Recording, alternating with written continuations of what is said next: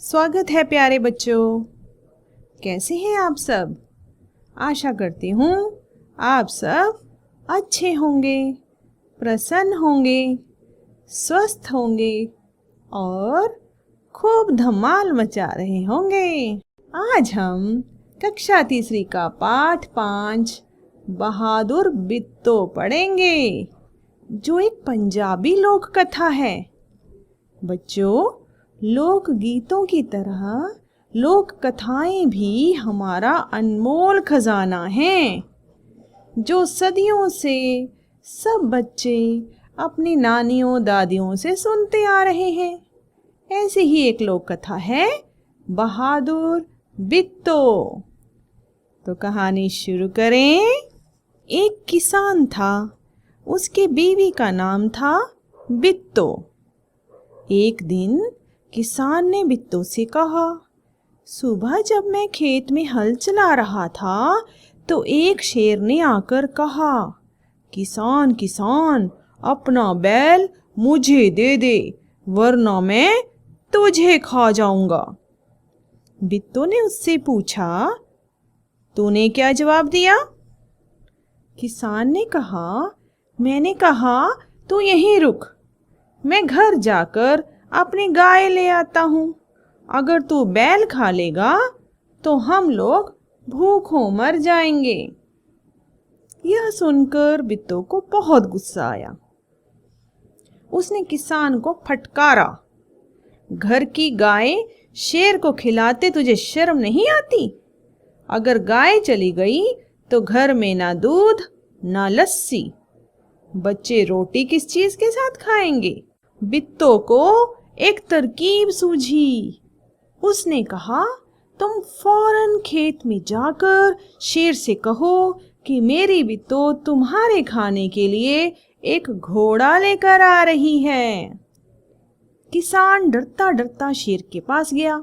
उसने कहा, शेर राजा, हमारी गाय तो बड़ी मरियल है, उससे तुम्हारा क्या बनेगा? मेरी बीवी अभी तुम्हारे लिए एक मोटा ताजा घोड़ा लेकर आ रही है। बित्तो ने सिर पर एक बड़ा सा पगड़ बांधा और हाथ में दरांती लेकर घोड़े पर सवार हो गई। घोड़ा दौड़ाती वह खेत पर पहुंची और जोर से चिल्लाई, अरे किसान, तू तो कहता था कि तूने 4 शेरों को फांस कर रखा है, यहाँ तो सिर्फ एक ही है, बाकी कहाँ गए? फिर वह घोड़े से उतरकर शेर की तरफ बढ़ी और कहने लगी, अच्छा कोई बात नहीं, नाश्ते में एक ही शेर काफी है।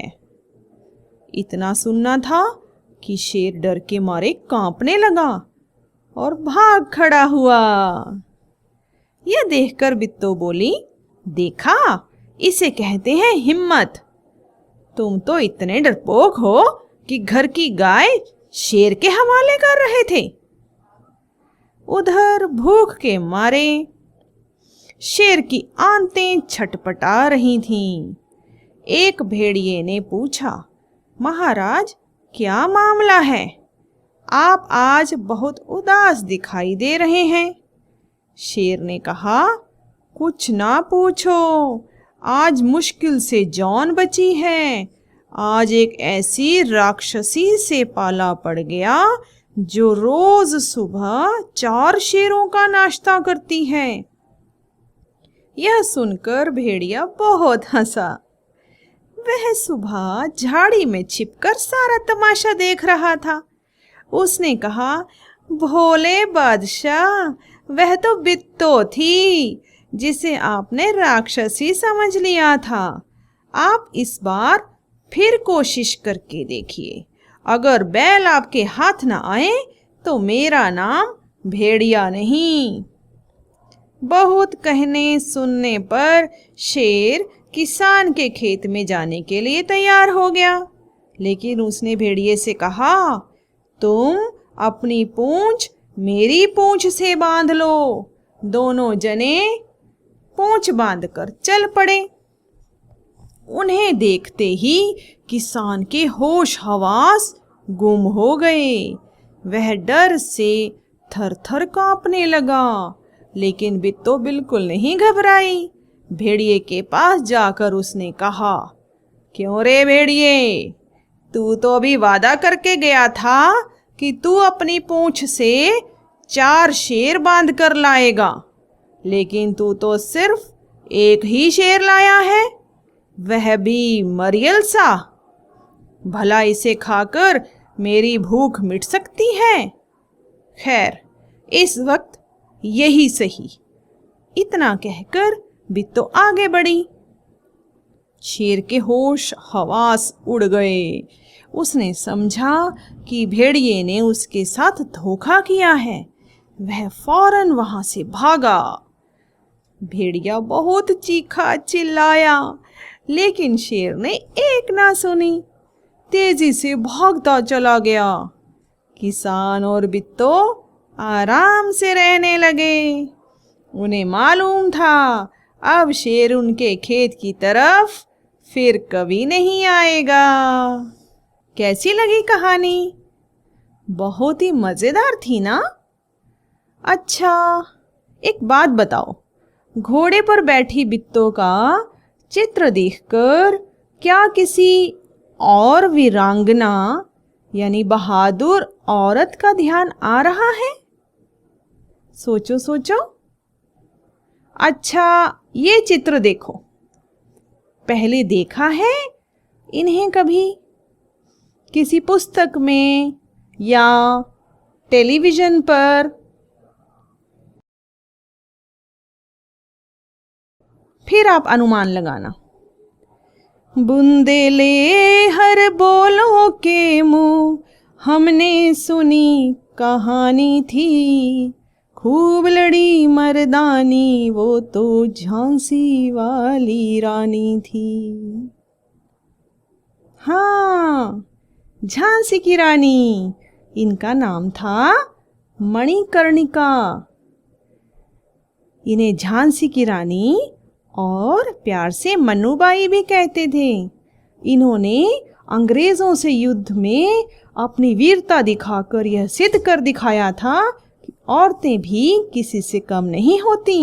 अपनी बहादुर बिट्टो ने भी तो यही किया ना, और अपनी सूझबूझ से शेर को भगा दिया। अच्छा, अब कुछ मजेदार प्रश्न करने के लिए प्रश्नोत्तरी का खेल खेलते हैं। इसे क्विज भी कहते हैं।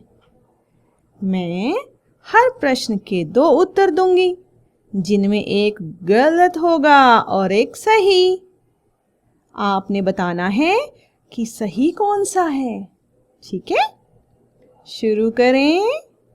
आपका पहला प्रश्न ये रहा। शेर किसान से क्या लेने गया था? घोड़ा या बैल? सोच लिया? तो जरा जोर से बोल दो। हाँ, बैल। बैल लेने गया था। दूसरा प्रश्न, शेर ने बिट्टो को पगड़ बांधकर घोड़े पर बैठी देखकर क्या समझ लिया था? किसान की पत्नी या राक्षसी? हाँ, सही बताया, राक्षसी। देखते हैं अगला प्रश्न। बिट्टो की सूझबूझ से किसकी जान बच गई? घोड़े की या बैल की?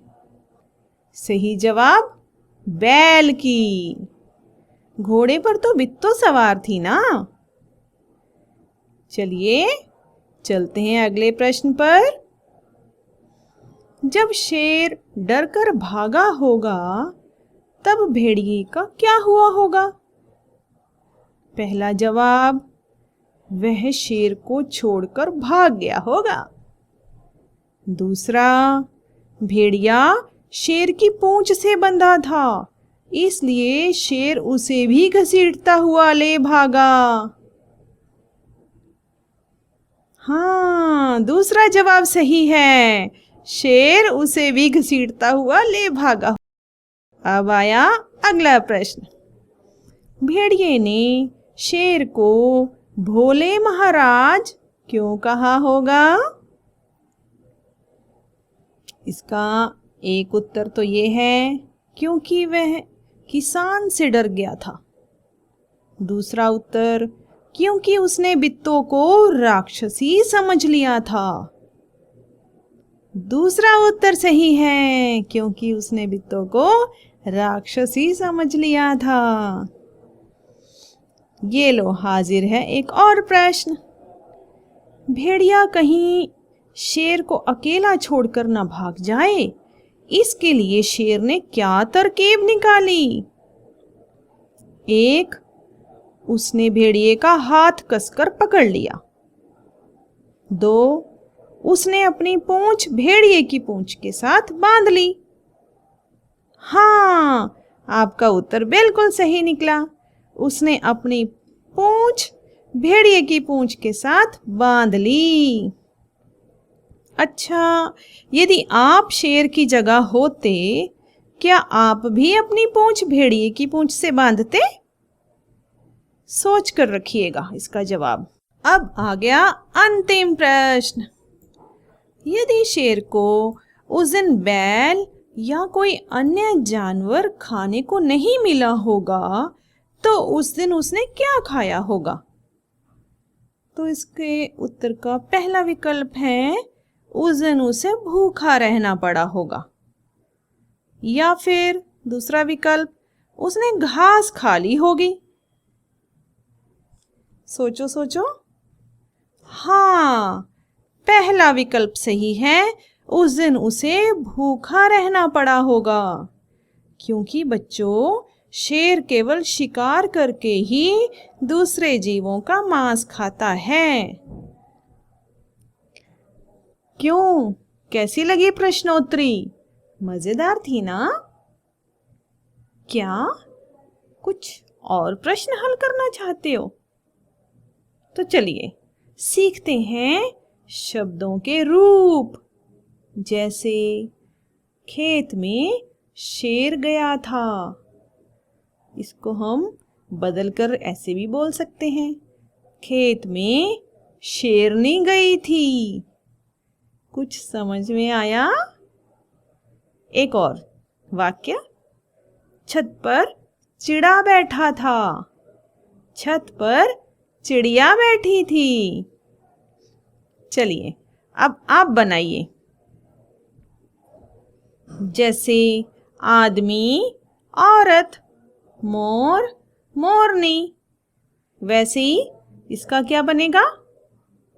मम्मी, हाँ बनाओ बनाओ, पापा। सही। अच्छा, अगला आप खुद बनाएंगे। बिल्ला, हाँ हाँ।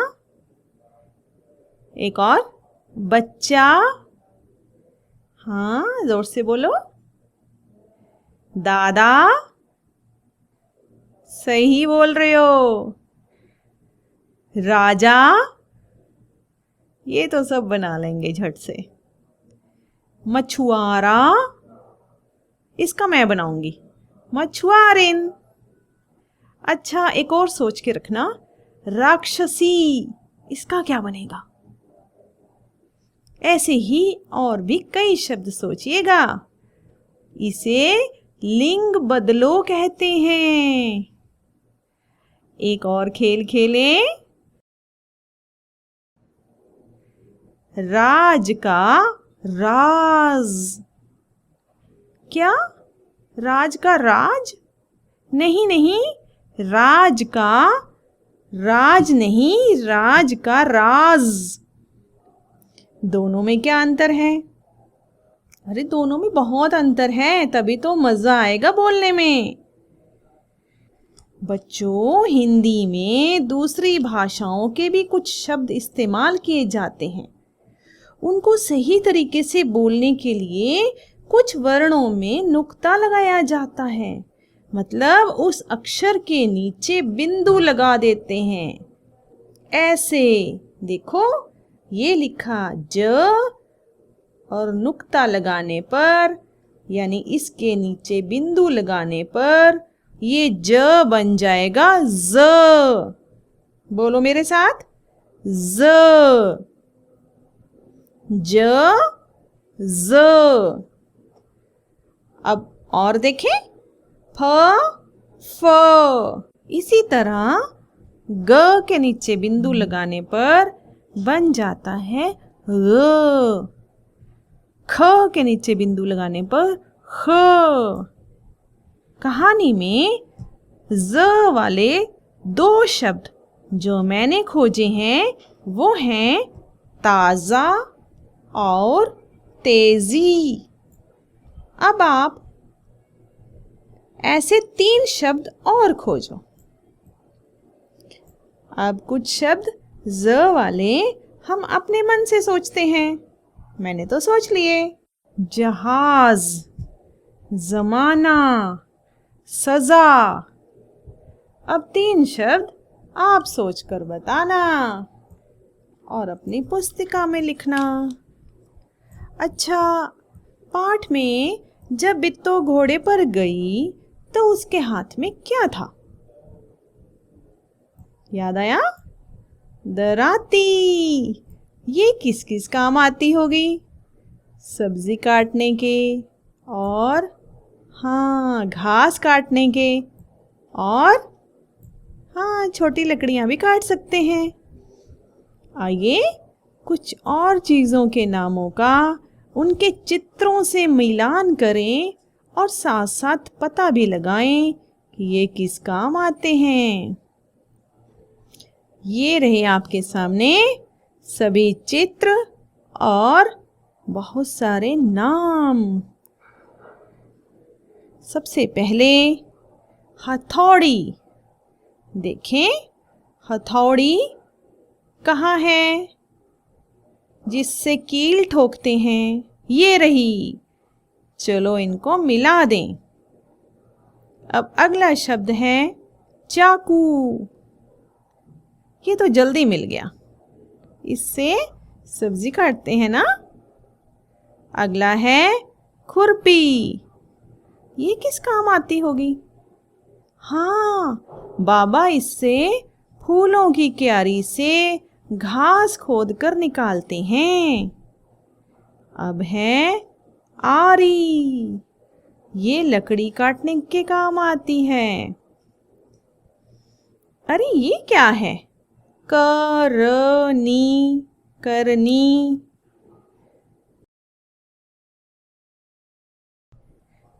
करनी से सीमेंट लगाते हैं। आगे है कुदाल। इससे खुदाई की जाती है। तो हम कुदाल शब्द को कुदाल के चित्र से मिला देंगे। आगे है कैंची। ये तो बहुत काम आती है। कपड़े काटो, कागज काट, इनको मिला देते हैं। आखिरी है पेचकस। ओ, इसके तो नाम में ही इसका काम छुपा हुआ है। पेच को कसने वाला पेचकस। इनको भी मिला देते हैं। काम खत्म। काम खत्म तो हो गया, पर ये क्या? बिट्टो की कहानी अभी भी दिमाग में घूम रही है। अच्छा, तो एक छोटी सी कहानी और सुना देती हूँ। जैसे बहादुर बिट्टो एक पंजाबी लोक कथा है ना, ये एक नागा लोक कथा है जो मैं सुनाऊंगी। बच्चों, हमारे भारत में बहुत सी भाषाओं में बहुत सारी कहानियाँ या लोक कथाएं प्रचलित हैं। इस कहानी में मूस, जिसको चूहा भी कहते हैं, उसने एक बार पोखर यानी तालाब से धान लाने में आदमी की मदद की थी। बच्चों, जब चावल छिलके के अंदर ही होता है तो उसे धान कहते हैं। धान लाने के बदले में चूहा आज तक अपनी मजदूरी ले रहा है। आइए कहानी पढ़कर पता लगाते हैं कैसे। कहानी का नाम मूस की मजदूरी। बहुत समय पहले की बात है। उस समय आदमी के पास धान नहीं था। सबसे पहले आदमी ने धान का पौधा एक पोखरी के बीच में देखा। धान की बालियां झूम झूम कर जैसे आदमी को बुला रही थीं, पर गहरे पानी के कारण धान तक पहुंचना कठिन था। आदमी सोचता हुआ खड़ा ही था कि वहीं पर एक मूस दिखलाई पड़ा। आदमी ने मूस को पास बुलाया और कहा, मूस भाई, पोखर के बीच में देखो उन धान की प्यारी बालियों को। झूम झूम कर वे मुझे बुला रही हैं, लेकिन पानी गहरा है। यदि तुम उन्हें हमारे लिए ला दो तो हम तुम्हें मेहनताने का हिस्सा दे देंगे। मूस को भला क्या एतराज था। वह सर तैर गया और बालियों को दांतों से कुतर कुतर कर किनारे पर लाने लगा। थोड़ी ही देर में किनारे पर धान की बालियों का ढेर बन गया। तब आदमी ने प्रसन्न होकर कहा, मूस भाई, अब इसमें से अपनी मजदूरी का हिस्सा तुम स्वयं ले लो। पर मूस ने कहा, भाई मेरे, मैं ठहरा छोटा जीव, मेरा सिर भी है छोटा। अपना हिस्सा इस छोटे से सिर पर ढोकर कैसे ले जाऊंगा। इसलिए अच्छा तो ये होगा कि तुम यह पूरा धान अपने घर ले जाओ और मैं तुम्हारे घर पर ही आकर अपने हिस्से का थोड़ा धान खा लिया करूंगा। आदमी ने ऐसा ही किया और तभी से मूस आदमी के घर धान खाता चला आ रहा है। कैसी लगी कहानी? इस कहानी को लिखा है रामनंदन जी ने। बच्चों, ऐसी ही कहानियाँ अपने अपने घर में बड़ों से सुनिएगा और मौका मिलने पर अपने मित्रों को सुनाइएगा। फिर आपके पास भी बहुत सारी कहानियों का खजाना इकट्ठा हो जाएगा। अब मैं विदा लेती हूँ। अपना ख्याल रखिएगा। अलविदा।